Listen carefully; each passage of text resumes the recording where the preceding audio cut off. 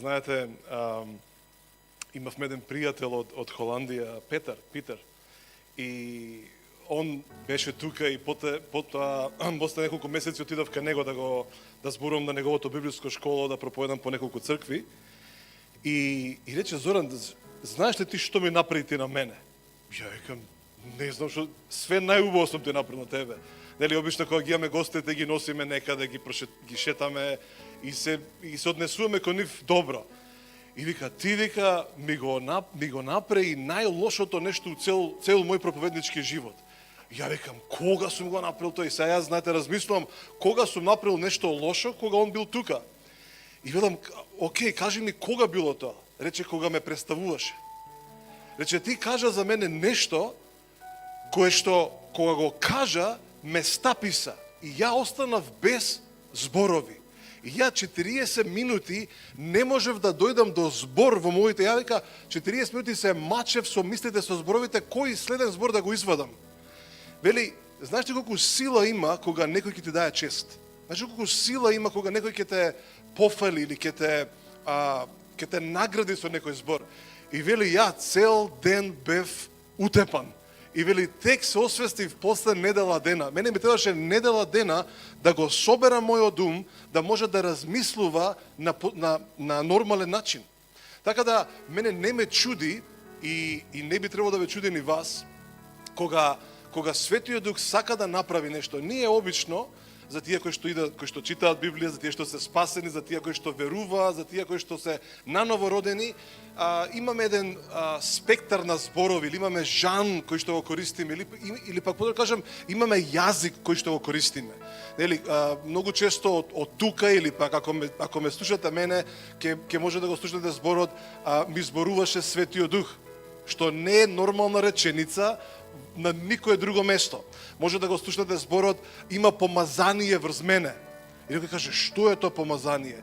Може да слушнете, например, Светиот Дух делува нешто во мене. И сега тоа делува знаат, ама така да постои еден јазик што јас и ти го користиме како христијани, кој што не се користи на друго место. Не го наоѓаш, не го среќаваш. Често кога некој преведува, ја обично велам, за да некој преведува од англиски на македонски, поготово тука, поготово на служба, тој човек не може само да знае англиски.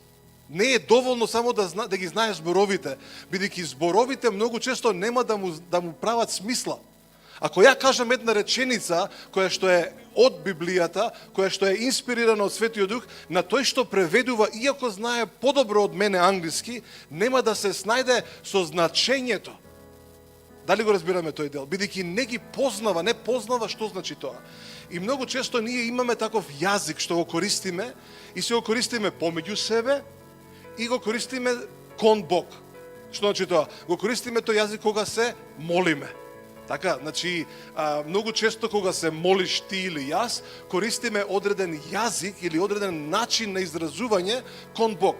Некој можеби ќе биде кој збор да го потребам, поскрушен и ќе користи зборови како: леле Господи, ти си голем, ти си најголем, а јас сум мал, ти таму си негде горе на небото, а јас сум тука доле на земјата.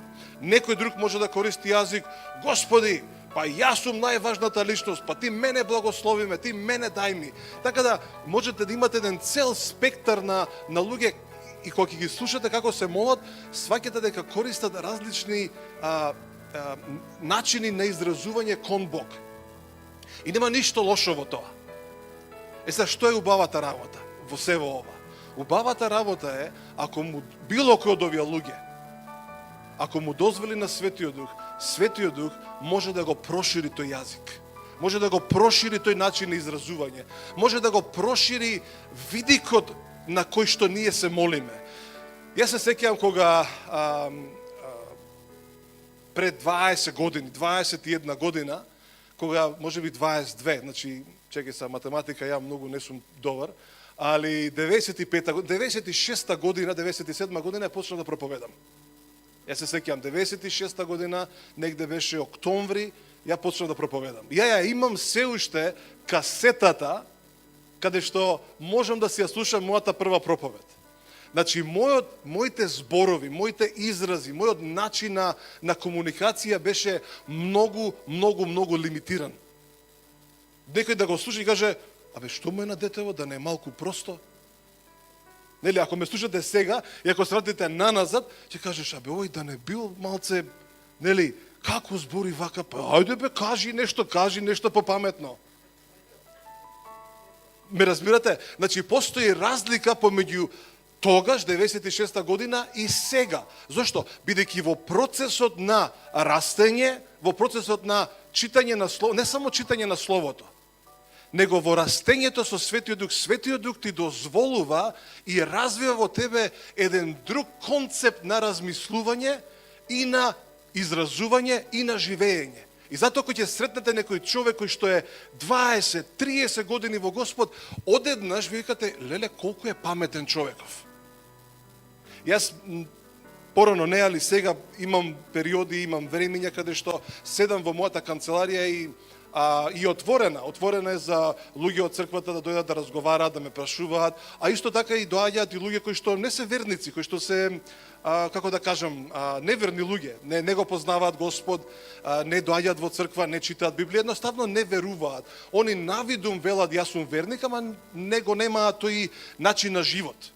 Јас знам луѓе кои што кога ќе испијат едно пола литро ракија, тие се најголемите верници.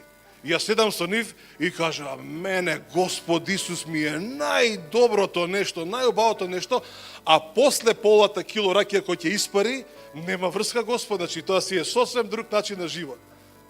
Кога веќе зборуваме за емоции. Така да, има еден момент каде што Светиот Дух го обработува човечкото срце, но не застанува само таму. Го обработува исто така и умот. Тоа мора да го знаете. Значи, Светиот Дух не е само концентриран на срцето на човекот, кој што ние викаме Господ само на срцето гледа. Не е точно. Не е точно. А тоа што ако твојот ум е блокиран, ти не знаеш да функционираш во тоа што дури твоето срце има да го каже. И затоа Светиот Дух е исто така заинтересиран што се случува со твојот ум. Или подобро да кажам, што се случува со твојата интелигенција. Немојте да мислите дека Бог вика вака, јас сакам само луѓе кои што имаат чисто срце, и нека останат глупави. Така испаѓа. Значи, ние христијаните проповедаме срцето, а забораваме дека Бог е заинтересиран за мозокот или за умот и за интелигенцијата што ја создал во нас. Замислете на едно место да имате собир на луѓе кои што се толку меки во срцата, а се нула интелигенција. Што ќе прават тие луѓе? Како ќе функционираат? Светиот Дух е заинтересиран и за твојот ум и за твојата интелигенција. Зашто ви го кажам ова? Ќе почнам да проповедам, не се кирете. Добри сте ми сите тука? Океј. Има еден тип, нема да го кажам по име, може да си го побарате на интернет, или ќе го кажам Кевин, се вика Кевин Задај. И човекот бил работел во авиокомпанија, значи бил стюардес. И тоа го работел многу години. Стюард, што реков ја стюардес? Океј. Ете, видите, нов збор одма се појави. Леле. И човекот имал можност, или бил христијанин, но многу паметно го поминул своето време. Знаете, денеска тој човек е говорник, има напишано 5-6 книги, е чудесна личност. Само да слушате што зборува човекот е неверојатно. Но во неговиот живот многу паметно го искористувал времето. Значи, тој бил христијанин, читал Библија, и он вели дека по 4 сати на ден се молил на јазици. По 4 сати на ден се молил на јазици. Кога ја го слушам, одма се враќам назад на проповета на Никола Галевски, на пастор Никола Галевски, кој што беше тука пред една недела, кој што вели дека за мнозина христијани маченичкиот живот е всушност што доаѓаат на служба. И кажа, леле, дојдов на служба, па ти не знаеш колку е тешко еднаш во неделата да дојдеш на служба, Па 2 сата таму издржав, 2 сата издржав. Така некои луѓе размислуваат, значи тоа е мачење за нив. отидов на црква. И сега тие ме терат Библија да читам, абе ја на црква отидов, 2 сата таму поменав. А човеков секој ден по 4 сата зборил на јазици. По 4 сата секој ден, некогаш по 8 сата. И тоа си го правил редовно. И немало некоја екстравагантна појава, немало нешто чуда и знаци да се случуваат во неговиот живот. Едноставно си го правил тоа и бил секогаш послушен на Господ Исус. Еден ден го среќава Исус. Всушност умира човекот. Бил да вади заби, да не ме плашам за тие што се плашите за заби, али отишол да му вадат заби и умрел. Не знам како тоа е, дали е тоа можно, мита, ама ете се случува, некој се случува, да. И човекот заминува на небото. Таму се среќава со Исус. И 45 минути разговара со Исус. Кога се враќа назад, после тие 45 минути, кога се враќа во телото, оживува, после тоа, човекот, неговата интелигенција пораснала за 50% и е способен да свири 14 различни инструменти кои што претходно никогаш не ги ни допрел. Значи, кога човек се допира со неговото присуство, нешто се менува, не само во твоето срце, се менува во твоето тело, се менува дури во твојот ум и во твојата интелигенција, каде што сега можеш многу повеќе и многу пошироко да ги обработуваш темите што Светиот Дух ти ги дава. Знаете, јас сум секогаш восхитен со луѓе кои што се меки во нивното срце. Но многу често ми смета неактивноста на интелигенцијата на многу христијани. Мене многу ми смета тоа. Зашто? Бидејќи не дозволуваат да ги обработуваат зборовите кои што излегуваат, дали тоа од проповед, дали тоа од Библијата, дали тоа од Светиот Дух. И остануваат на тоа, јас знам една сила има, и таа сила си е таму горе, јас сум тука, па сега што да правиме? Не е точно. Дали разбираме дека Петар, Павле, Јован не биле глупи личности? Не биле глупи луѓе, не биле прости луѓе. Словото ги опишува како едноставни луѓе, но не биле прости, биле крајно и екстремно интелигентни и успевале да процесираат. Они биле способни да го запамтат цел Стар Завет на памет. На памет. Некој од вас еден стих не може да запамти, вика, не можам ја, каде? Не може да памтам стихови. Многу ми е тешко да памтам стихови.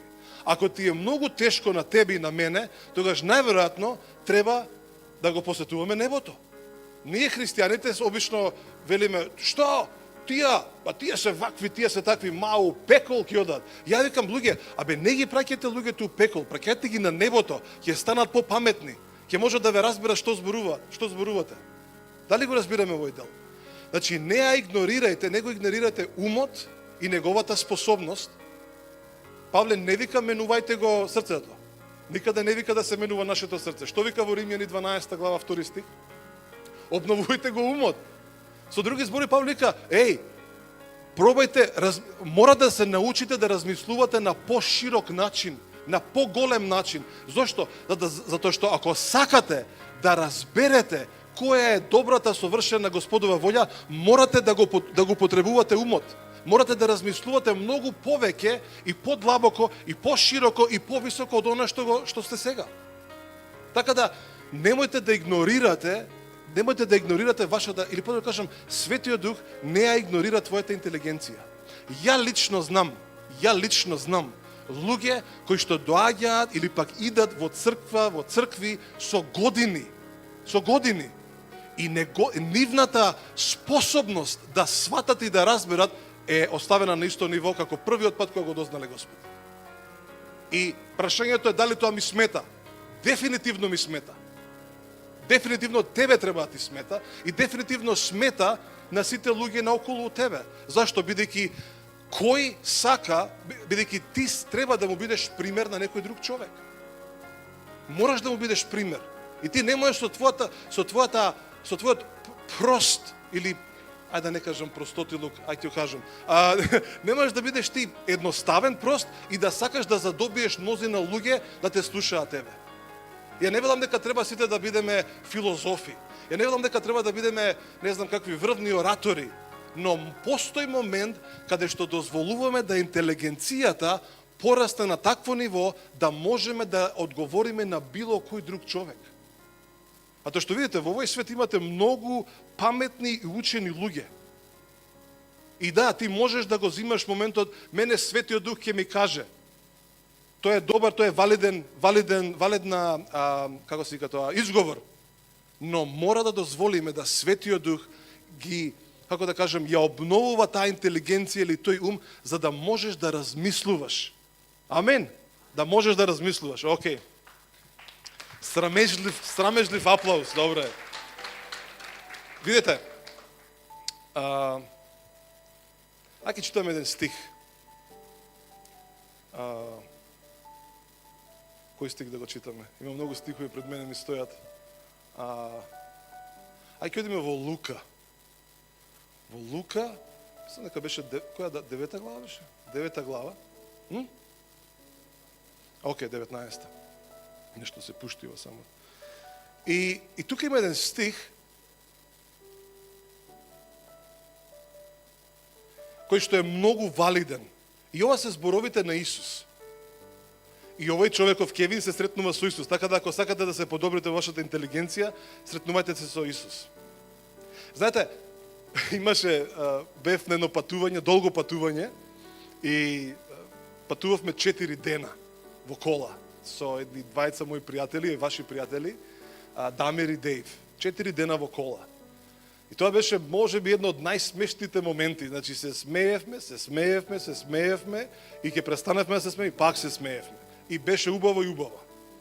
И Дейв каже една интересна работа, вика доаѓа еден човек на еден професор, му вика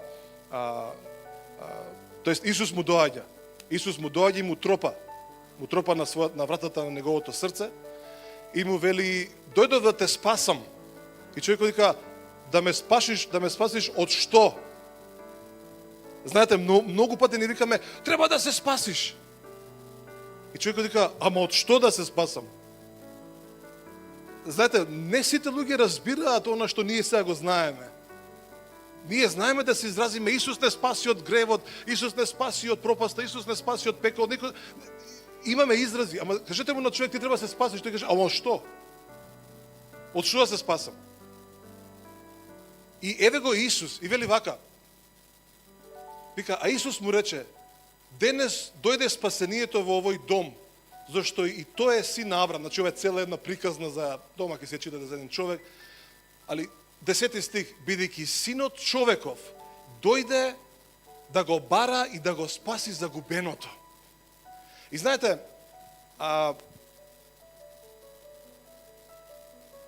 лекот е бесполезен ако еден човек не знае дека му треба тој лек. Лекот е бесполезен и може да стои на една полица со години, се додека тој човек не увиди дека му треба тој лек. Дали го разбираме тој дел? Сега, Исус многу јасно кажува дека дошол да го најде загубеното.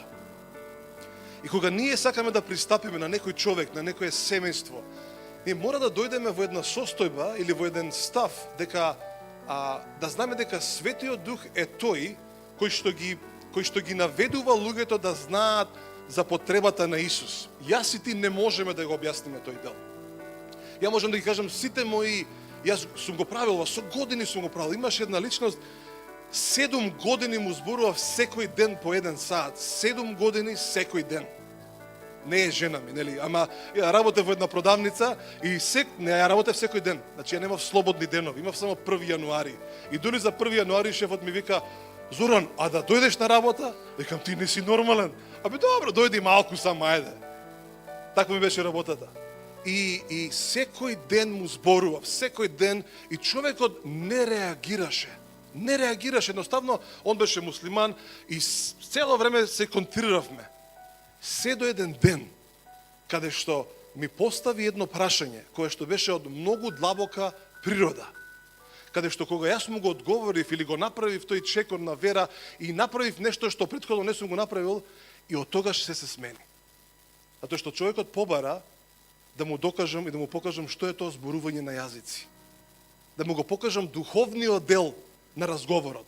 Не само убедувачкиот дел, него побара да види што е тоа зборување на јазици, што е тоа пророкување, што е тоа што ти ми го објаснуваш. Од тој момент се смени. Од тој момент човекот беше сменат, беше отворен да го слуша она што имам да му го кажувам. Така да, нашиот живот или нашето сведочење ќе биде најсилно кога ќе употребиме силата на Светиот Дух. Кога ќе ги употребиме зборовите на Светиот Дух. Кога ќе дозволиме, да кажам, да се молиме за тие луѓе. И затоа човек може и тука да седи во оваа просторија, да е скроз различен од секој еден од нас во неговото убедување во вера, и ние да кажеме ти си загубен, нели? Исус вика ти си загубен. И тој вика, ама загубен од што? Не сум загубен, ја точно знам, можам да се отидам до дома. Како дојав до тука? Не сум загубен. Она што Исус овдека го потенцира, вели, синот дојде да го бара она што е загубено. Знаете ли што е тоа што ги прави луѓето да дознаваат дека им фали Исус, дека им фали спасението? Знаете ли што е тоа?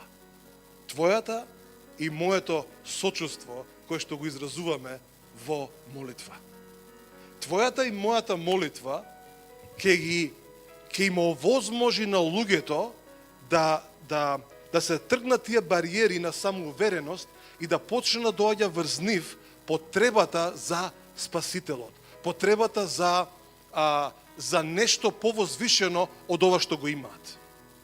Ја не знам што све вие работите. Повеќето од вас ве познавам, некои гледам нови лица и не знам во кои сфери сте вклучени во животот, но ја лично сум имал можност да се сретнам со многу високи личности. Не премногу, али сакам да кажам на позиција, дали тоа биле богати луѓе, милионери, дали биле тоа некои луѓе на власта. Едноставно тие луѓе се толку уверени во себе си. На нив не им треба ништо, навидум. Ти им доаѓаш и дури ти се тресеш пред нив, зашто они се толку се цврсти во нивниот став, толку се уверени. И ти си кажеш, каде бе, ќе му сведочам на овој? И нивната самоувереност навидом изгледа многу силна. Но, ако почнеш да ги гледаш низ очите на Исус, и ако кажеш, овој човек малку ме заплашува, многу ми е страшен, али ја нема да се плашам од него, јас ќе почнам да го благословувам. Ќе почнам да се молам за тој човек. И ќе видите како тоа сочувство, таа љубов што имате кон некој човек, пропратена во таа молитва, ќе почне да го омекнува тој човек, за да еден ден тој самиот каже, слушај се, вака, ја не знам како ти го поставам прашањево, ама што беше тоа со Исус? Знаете, они сака да прашат, ама не мора да вртат од околу, знаете, круг да вртат. Така, имаше некој израз тоа како беше се врти, како нешто, не знам. Да, тоа е некоја загадка сигурно. Али постои момент каде што ние се молиме. И знаете што беше интересно? Бев потекнат да го размислувам тоа. Овој човеков, овој Кевин, значи бил крајно послушен на Светиот Дух, крајно послушен.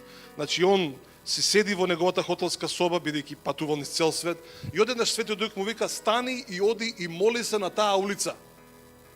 Добро, значи ни да каже, ама слушај, врне, ладно е, топло е, нема автобус, нема. Човекот вика, добро, станува, одма идам. Која улица? Рузвелтова. Тргнува човекот, оди, почнува од почетокот на улицата, иде до крајот, се моли на јазици, се враќа назад и Светиот Дух му вика, ај оваа улица свртија.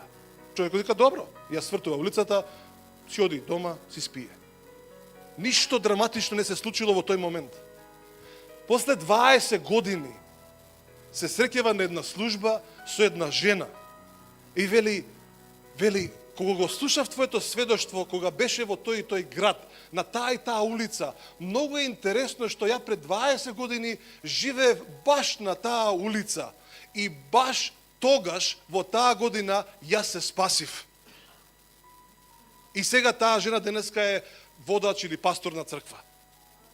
Дали го разбираме овој дел? Значи, во моментот немаше никаква видлива награда за овој човек. Но послушноста донесе да после 20 години ја не би се сомневал воопшто дека најверојатно моментот кога тој ја поминал таа улица, ја поминал незината куќа или незиниот стан, во таа молитва, во тоа сочувство Светиот Дух, бам! И таа жена рекла: мене ми треба Исус.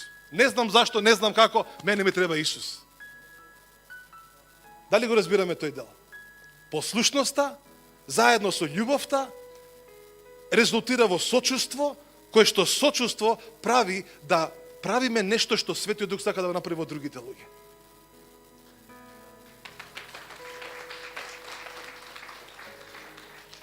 И затоа не е доволно само да со аргументи им кажува на луѓето: абе ти си во грев. Не сум, бе, ќе каже, јас сум многу добра личност. Ја помагам секој ден, на чичкото му купувам геврек.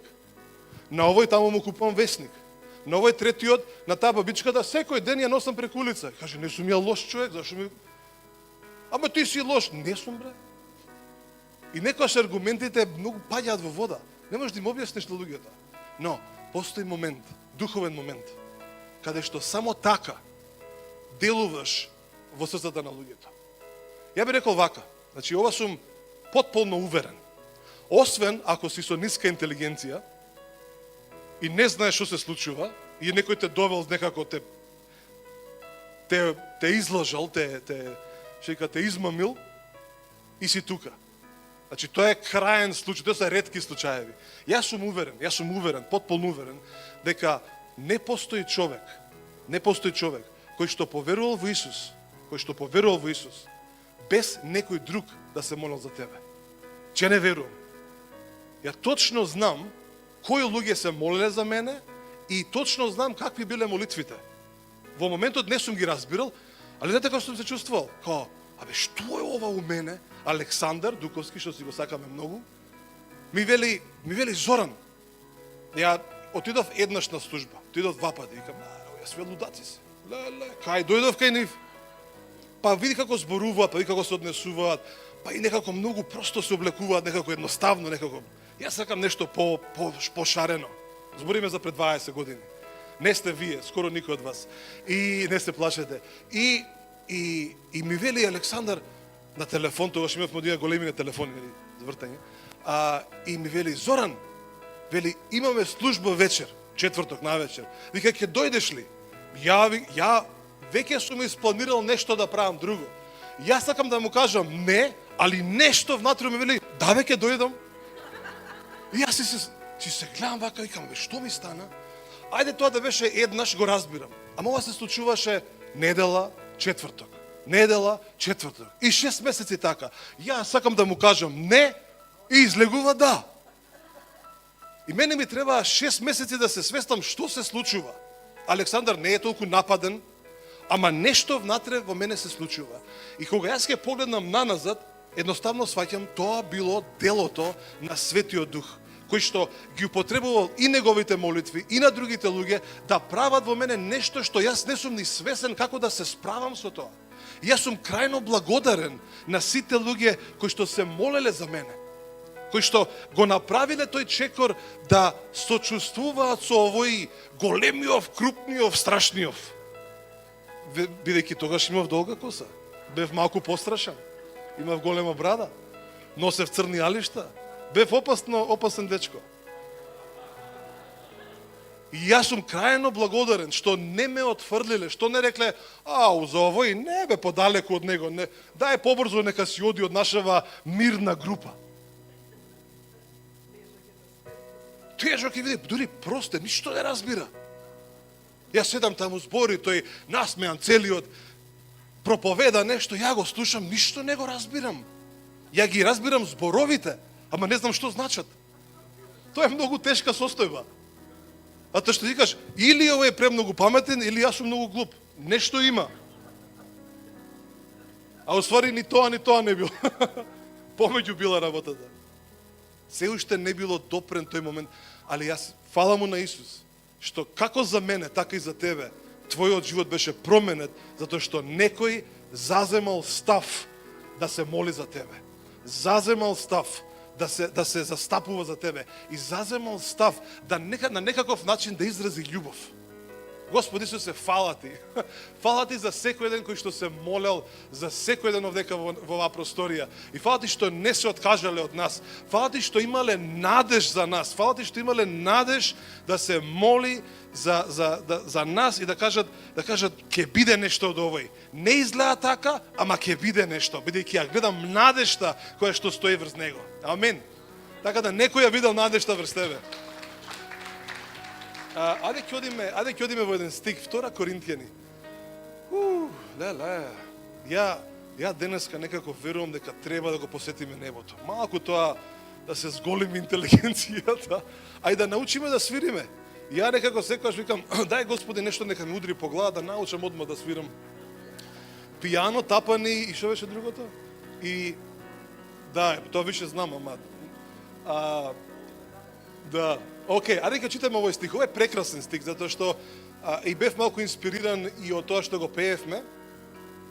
Али 2 Коринтијани. Видите што пише, ова е прекрасен стих, видите. Затоа, значи после Павле објаснува за неговите или подобро кажам за неговото апостолство, им зборува дека они ги роди, вели Павле, јас ве родив како мајка.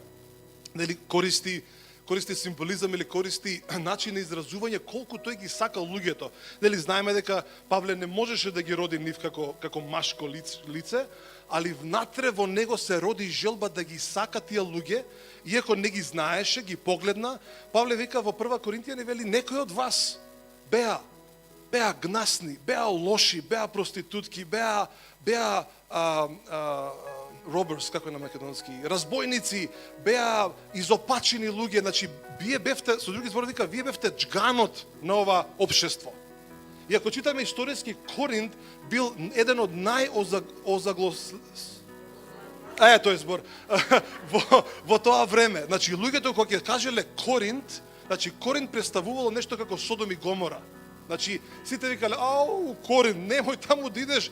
Значи, тие се за никаде се тие луѓе. Значи, тие се, што викат, Богу и за леđа. Тоа не верувам, дали тоа израз. Значи, Господ ги заборел нив.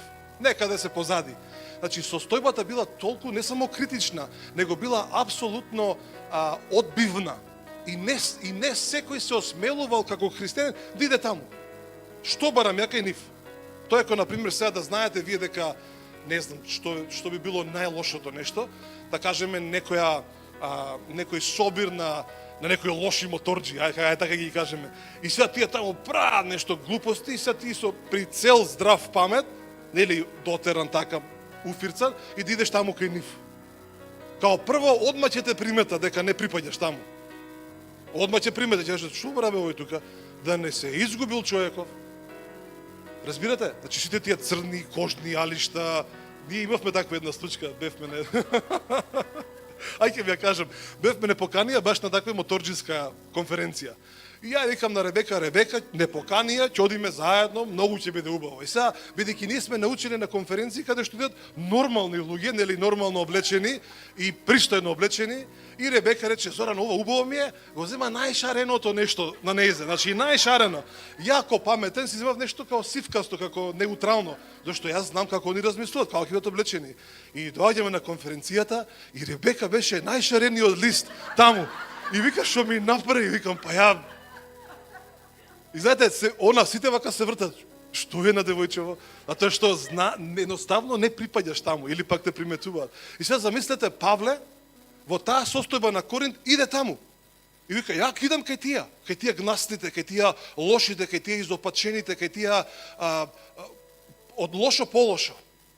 И Павле на таквите луѓе им проповеда. На едно место вика, Божјото царство нема да го наследат. И потоа дава една листа на многу лоши однесувања. И вика, и некој од вас, алудирајќи на црквата, вика, вие бевте како овие.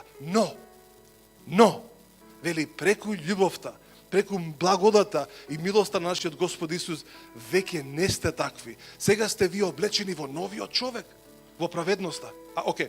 Сега, значи, ви давав само една како мала илустрација, кои се овие луѓе на кои што Павле им пише во Коринтијани. И сега века вака, 16 стих, после објаснувањето за за што све не направил за нив. Вели, затоа не папсуваме. Ако некој не знае што е зборот не папсуваме, не се заморуваме, не паѓаме во телото, не се откажуваме. Вели, затоа не папсуваме, па и ако се распаѓа нашиот надворешен човек. Знаете, Павле не сакал да им биде на бреме на никому од тие луѓе, за да никој никогаш нема изговор да каже побара нешто од мене. Павле им зборувал, јас сум уверен дека им купувал и смоки, не знам дали имал смоки тогаш, ама нешто им купувал. Значи нешто се грижал за луѓето, а истовремено навечер работел за да може да заработи, за да може да им биде на благослов на другите луѓе. Неверојатна личност Павле. Треба да го запознаете. И затоа вика, затоа не папсуваме. Па и ако се распаѓа нашиот надворешен човек, значи најверојатно Павле дури имал и како се вика тоа, видливо дека на неговото тело било присутно тој напор, било присутна таа, како да кажам, тој труд. Затоа и го зборува тоа. И вели, внатрешниот човек пак се обновува од ден на ден. Со други зборови, колку што Павле се истоштувал физички, толку повеќе внатрешниот човек натре во него бил, да, љуби ги овие луѓе, сакај ги, види какви се љубени од Господ. Неговите очи гледале нешто, ама внатрешниот човек му вика, не, гледај ја надежта што Бог ја има за секоја една личност. И јас не верувам дека Павле ги гледал тоа како една збир, како една група на луѓе, него поединечно ги знаел и по име и по презиме. И ги знаел какви се. И вели вака. Затоа, нашата сегашна лесна неволја ни донесува прекумерно и неизмерно вечно изобилство на слава. Значи, со други зборови вика, сега се мачиме ние, значи малку измачувачки, значи не спиеме, правиме се за вас. И ова не ми е мене проблем да го правам. Да, го приметувам, тешко е на моменти, истоштувачки е, ама не ми е тешко да го правам заради вас, затоа што внатрешноста негова му зборува други работи. И 18 стих, вели вака, бидејќи ние не гледаме на она што е видливо. Бидејќи, Павле вика, јас не сакам да гледам на твојата надворешност. Твојата надворешност може да вришти. Јас сум независна личност од тебе. Мене не ми треба никој. Мене не ми треба Господ. Мене не ми треба спасение. Имате луѓе кои што вриштат со нивниот начин на однесување. Да знаете што е интересно? Внатре во срцето се многу меки луѓе. Се многу исплашени луѓе. Јас се сеќавам, ова пред многу години се сретнав со еден, како да го опишам сега тој, ќе кажам воџа, многу лош, како да кажам, како водач на една сатанистичка група. Имав можност сам со него да разговарам. И тој рече, што бараш ти тука? Ти знаеш дека јас сега можам да те убијам тебе и да ти направам се и се што. Значи, обкружен со многу опасни типови. Знаете што му реков? Насмеан, како што секој што се смеам, велам, ја тебе ич не ти се плашам, зашто знам што има во твоето срце. Во твоето срце ти си една исплашена и изгубена душа. И затоа викам, она што надворе што ти ми го покажуваш, ја истото сум го правил пред 15 години. Али сега знам, затоа што ти си исплашен матре во тебе. И причината, што поише си исплашен, толку поише вриштиш од тоа лошотијата. И човекот се занеме, и ја насмеан си отидев од таму. Насмеан. И сега видите, бидејќи ние не гледаме на она што е видливо, туку на она што е невидливо. Видите кој парадокс Павле го потребува. Која контрадикторна изјава ја дава Павле. Вели, слушате, ние не гледаме на она што е видливо, со други збори Павле вика вака, ја ги затворам моите очи кон тебе и сега гледам на нешто што е невидливо. Кој парадокс? Павле вика, ја гледам нешто што е невидливо. Значи, сака да каже дека невидливите работи се всушност видливи. Само треба да ги погледнеш. Зашто? Вели, туку она што е невидливо, зашто видливите работи се привремени, а невидливите се вечни. Видете, Павле вели во 1 Коринтијани 13:13. Вели, има три нешта, три работи Вели остануваат овие три нешта. Љубовта, верата и надежта. И потоа го потребува зборот мега или мегатрон или мегас, усвари го потребува грчкиот збор мегас, што вели дека но најголемо од сите овие е љубовта. И се многу често како луѓе кои што слушаме проповеди го фокусираме или го ставаме фокусот на љубовта и тоа е правилно, тоа е точно, тоа така треба да биде. Но не смееме да ги заборавиме овие двете. Не смееме да ги заборавиме надежта и љубовта, бидејќи не вели дека ќе надежта дека ќе исчезне. Не вели. Океј. И она што јас верувам дека не прави да бидеме поразлични од другите луѓе, јас стварно го верувам ова, е надежта што ја имаш за еден човек.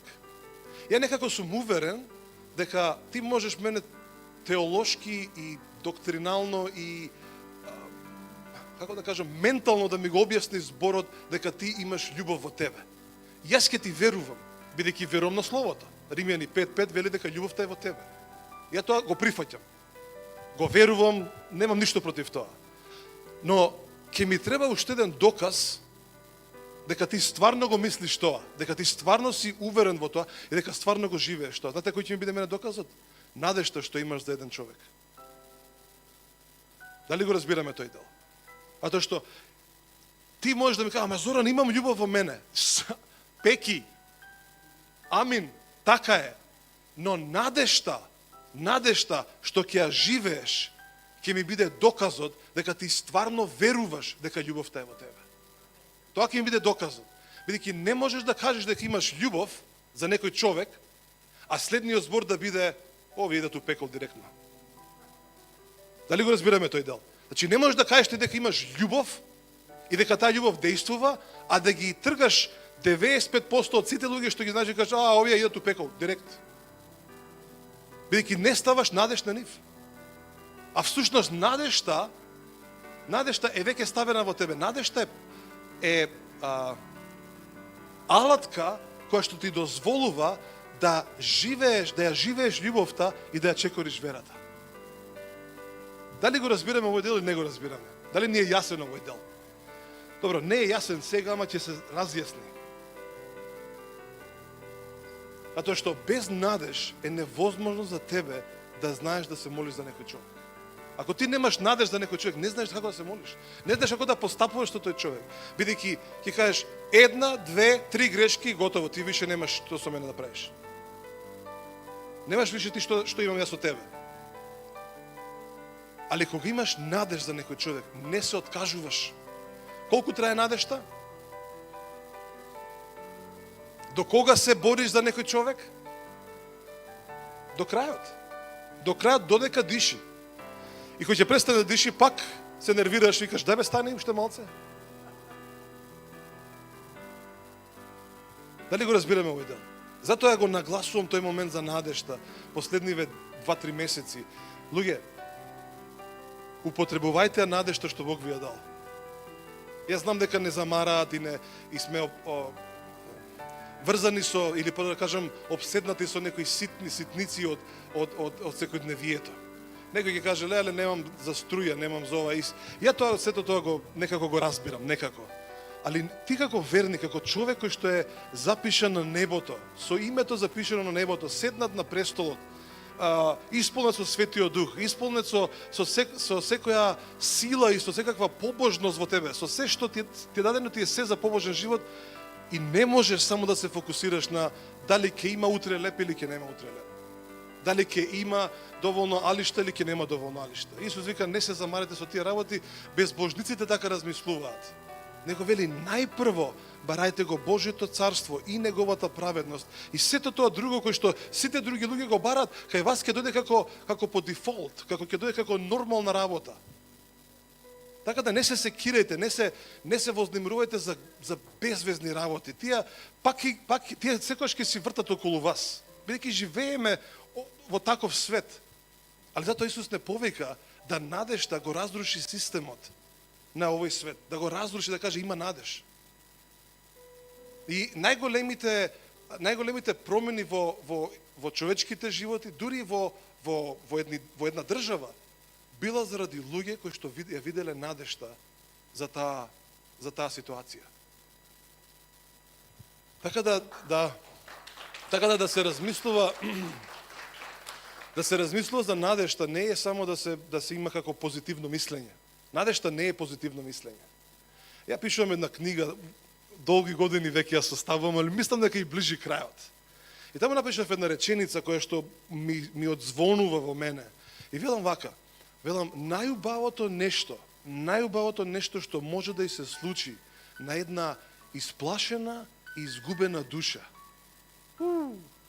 Најубавото нешто што може да и се случи на една исплашена и изгубена душа е да го сретне Спасителот Исус.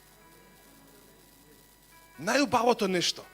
Така да ние ги мислиме, велиме, најдоброто го мислам за сите вас. Најубавото нешто за една исплашена и за една изгубена душа е да го сретне Спасителот Исус. И затоа за нас, за тебе и за мене, за тие што веруваме, ако веќе презентираме нешто и некого, тоаш мора да е Исус. Ајде ќе завршиме со еден стих кој што е прекрасен. И ја мислам дека ќе го научите најлесно до сега. Ова е најлесно за памтење. Океј, ај вака. 1 Тимотеј, 1 глава, 1 стих. Значи, кец, Тимотеј, кец. Најлесно се памти ова. 1 Тимотеј, 1:1. Не може да го утнете овој стих. Не може да кажете тежок е за памтење. 3 кеца и еден човек што се вика Тимотеј. Павле, апостол на Христос Исус, по заповета на Бог, нашиот Спасител и на Христос Исус, нашата надеж. Твојата надеж не сум јас, твојата надеж не е времето, твојата надеж не се финансиите, твојата надеж не се тоа што го поседуваш. Знаете, страшни стории постојат во овој свет, каде што луѓето немале ништо, и имале се, и повторно изгубиле се. Ја лично знам такви луѓе, лично. Некој размислува, леле, јас само да имам, не знам, 1000 евра. Јас знам луѓе кои што добиле $1 милион, $1 милион, и после месец дена се убиле. Никош не ги допреле парите. Не ги допреле тие пари. А тоа што нешто друго им фалело. Нешто друго им фалело. И да каже, да ги допрам, може ја? За парите. Ако допре ги, ама пак ќе ти кажам, нема ти вредат. А тоа што ќе ти фали нешто кое што е многу поголемо од финансиите. Нешто многу поголемо од само физички работи. И века вели Павле, му збору на Тимотеј, вели Павле, вели Тимотеј, јас како твој духовен татко, како човек, како апостол на нашиот Господ Исус и по послушност на нашиот Бог, ти кажувам едно нешто, дека твојот и мојот Исус, тој е единствената надеж. Ако во нешто ја ставаш твојата надеж, стави ја во Исус.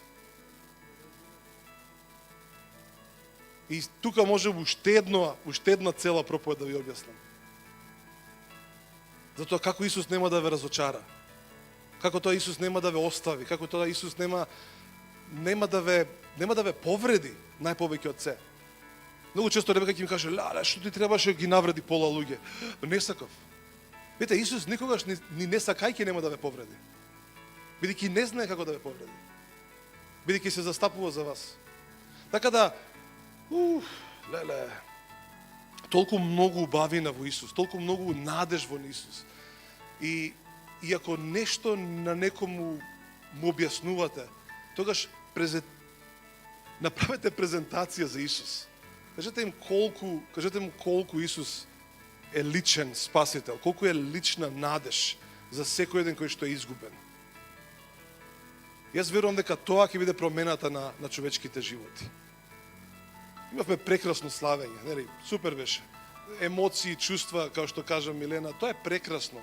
И јас верувам дека тоа следи. Тоа е како момент каде што го донесуваме небото на земјата и каде што го допираме. И сето тоа е окей. Но она што на секој еден човек околу тебе им треба, тоа е надежта. Не само надеж да успеат во животот, него да се спаси, или по да кажам, нивната исплашена и нивната загубена душа, да си го сретне Спасителот Исус. И И само тогаш твојата и мојата цел се остварени. Само тогаш ќе може да кажеме го сретна Исус. Сега Исус ќе ги средува. Сега Он ќе се справува со нив. Он ќе им го покаже патот. Он ќе ги научи како треба да живеат. Така да, јас верувам во Божјата добрина. Ја верувам дека секој еден од вас бил допрен од таа добрина. И ја верувам дека денеска, оваа вечер, дека не само што ја чувствувате таа добрина, него некако ви жежи во вас, некако е многу присутно, некако е многу видлива. Ја не би се чудел воопшто, ако некој од вас може би и вечерва ќе имаат искуства каде што ќе доживуваат нештата од небото, каде што ќе ги допираат нештата од небото, каде што ќе биде реално тоа што го зборувам, не само како теорија. Затоа што, како што тој мојот пријател, 5 години не ми веруваше ништо, но кога го допре духовниот свет, се смени. Веќе немаше подбивање, веќе немаше, ама ти си само си збориш. Не, ја не само зборам. Ја ти го презентирам Исус. Знаете, чудесен е Бог. Чудесни се неговите начини како тој делува во нас. Чудесни се. И вау. Ајде вака ќе направиме, бидејќи го чувствувам помазанието на исцеление денеска, некако многу ми е силно денеска. Обично има некои, се чувствуваат тие помазанијата, што е како е, ама денеска некако тоа со исцеление ми е многу присутно. И слава ти Исусе. Можеш ти да фатиш тоа гитарчето? Денеска некако многу убаво ми свириш. Оди таму. Ајде ќе направиме вака. Јас знам дека многу пати сме се молили за исцеление и нема да ве викам напред, нема да го правам тоа. Али едноставно ќе сакам да уживаме во тој момент на она што Господ го прави. Видете, тоа помазание не е мое, не е можеби јас само сум го предизвикал со мојот говор, али ја верувам дека тоа е способно да направи нешто во тебе кое што едноставно не си го имал претходно. Во исто време го гледам и еден друг момент каде што ја верувам дека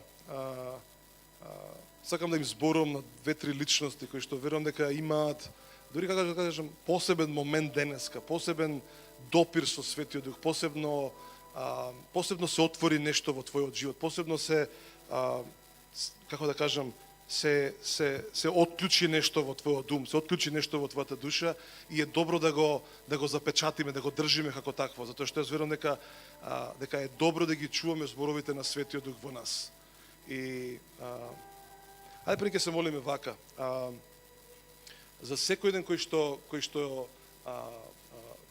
како да кажам, се плаши од болест, се плаши од смрт, се плаши од прерана смрт, како да го кажам тоа, се плаши од да го загуби животот. Знаете, Исус е изворот на животот. И затоа ќе направиме вака, ајде, за тие кои што ќе очекуваме да тоа допре, да ги допре нашите тела. Океј? Јас само ќе се моламе на кратка молитва и ја верувам дека ќе биде ефективна. Господи Исусе, фала ти за делото на крстот. Фала ти за твојата сила. И фала ти што денеска никој нема да остане равнодушен на овие зборови. Никој нема да остане равнодушен на твоето присуство. И јас го повикувам тоа помазание на исцеление, таа сила која што висеше на крстот и беше ослободена преку воскресението.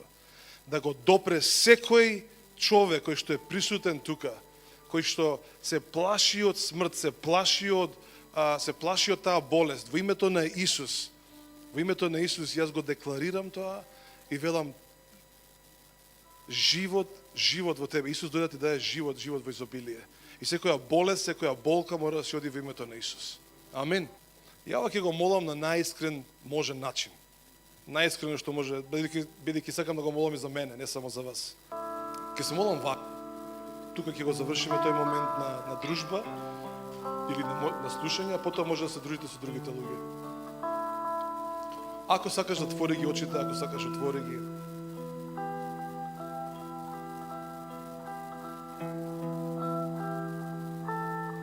Свети Душе, фала Ти. Фала Ти за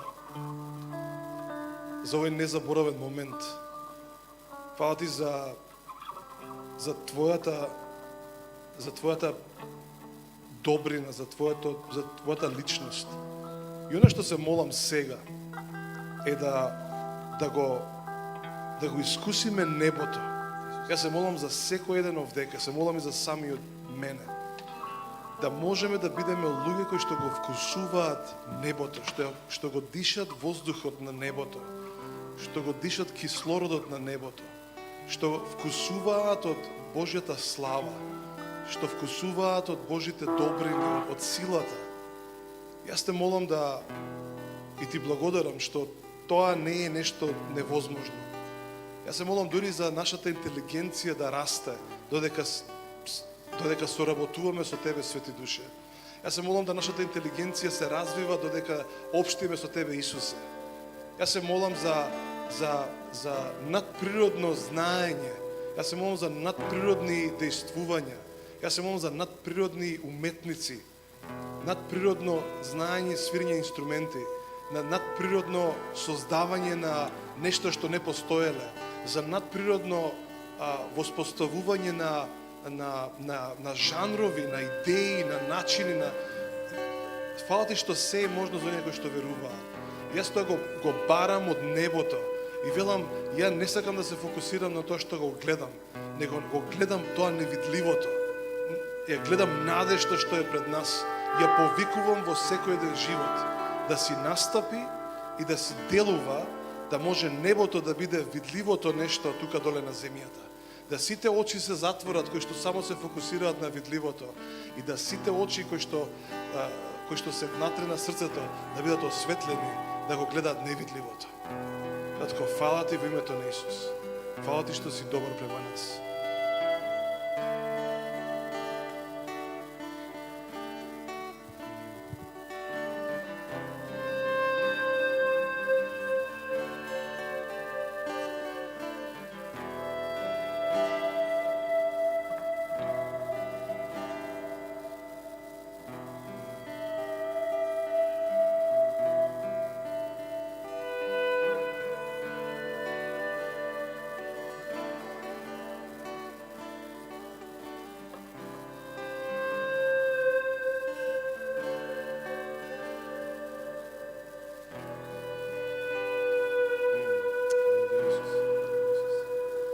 Јас би сакал да заедно веруваме за поголеми работи. Јас би сакал да заедно се стремиме кон големи работи. Јас би сакал да веруваме во пробудување како што не сме виделе тука на Балканот. Јас би сакал да веруваме заедно за пресврт на нештата тука на Балканот. Јас сакам да веруваме заедно за чудесна манифестација на Божјото царство, на чудесна манифестација на благодата, да сите бидат запрепастени од таа благодат, да бидат запрепастени од убавината. И се сложуваме со Тебе, Свети Душе, направи нешто што ние не сме го виделе. Направи нешто што ние не сме го почувствувале. Направи нешто што не сме можели да замислиме дека може да се случи. Направи чудесна манифестација на Божјото царство. И ние сме достапни за Тебе, Свети Душе. Употреби го секој наш здив, употреби секоја наша трошка или тронка на сила, да бидеме водени од Светиот Дух. Татко, фала Ти во името на Исус. Ние велиме амин. Се сложуваме со Тебе, Свети Душе. Се сложуваме со Тебе, Свети Душе. Ја ве ослободувам во таа креативност, во таа сила на Светиот Дух. Направите нешто што никој до сега не ги направи. Да гледате работи кои што никој не ги видел. И да бидете сведоци на таа Божја убавина. Тука, денеска. Амен. Амен. Океј, еден силен аплауз за нашиот Господ Исус. Фала Ти, Исус.